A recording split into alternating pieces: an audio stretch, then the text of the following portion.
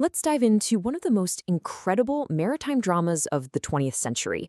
Seriously, it's a story of a lone captain, a ship that just wouldn't give up, and a desperate fight against the unforgiving Atlantic Ocean. This is the story of the Flying Enterprise. And it all really boils down to this one unbelievable fact. For 13 days, a single man stayed on his sinking freighter as it was being torn apart by winter storms. The whole world was watching, and he became this global symbol of courage.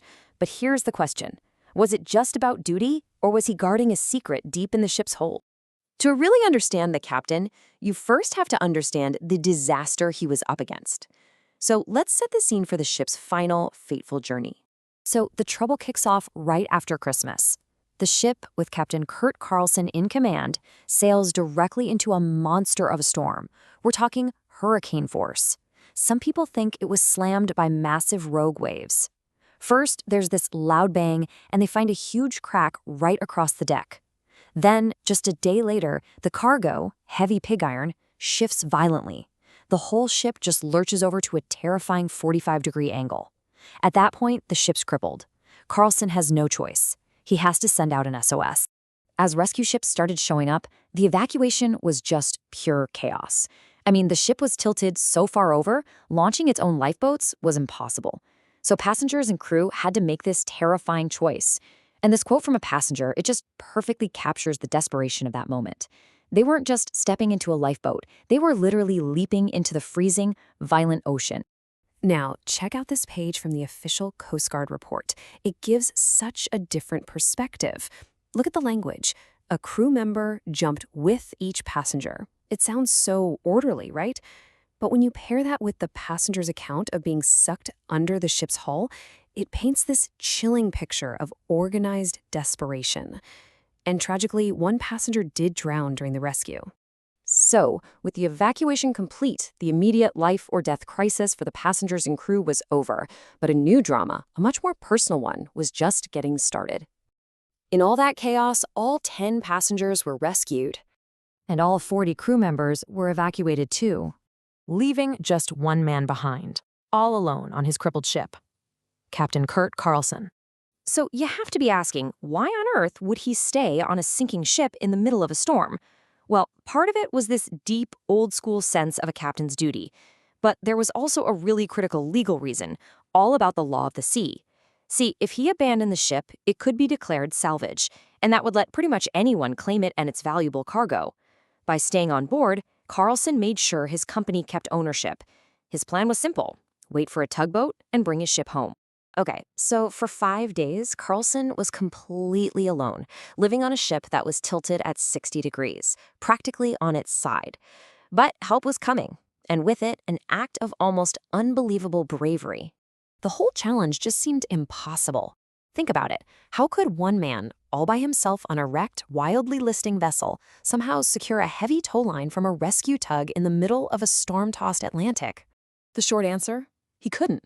But it turns out he wouldn't have to. In this absolutely astonishing moment, the 27-year-old mate of the tugboat Turmoil, a guy named Kenneth Dancy, he timed the swell of the waves, ran across his own deck, and just leaped across the churning water onto the Flying Enterprise to help the captain. And just like that, there were 2 of them. With Dancy now on board, the 2 of them somehow managed to get the tow line secured. An impossible rescue suddenly seemed, well, possible. The slow, grueling journey to England finally began. And this is just heartbreaking. It captures the final leg of that journey perfectly. For days, they crawled toward the English coast, getting agonizingly close to safety.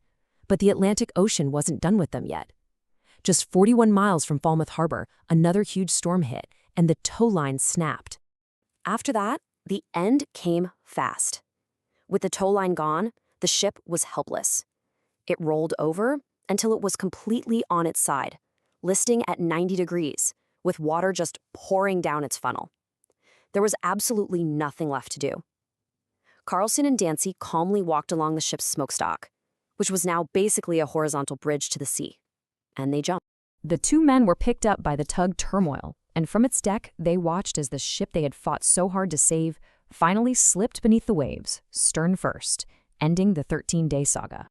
The ship was gone, but the story was far from over. Captain Carlsen became an international hero overnight. But his ordeal also left behind this fascinating, lingering mystery. The entire world was captivated by his story. I mean, he was given a ticker tape parade in New York City, an honor usually saved for generals and astronauts. He received the highest civilian award possible for a merchant mariner, and these huge offers started pouring in. Hollywood and the newspapers were offering him what would be millions in today's money for the rights to his story.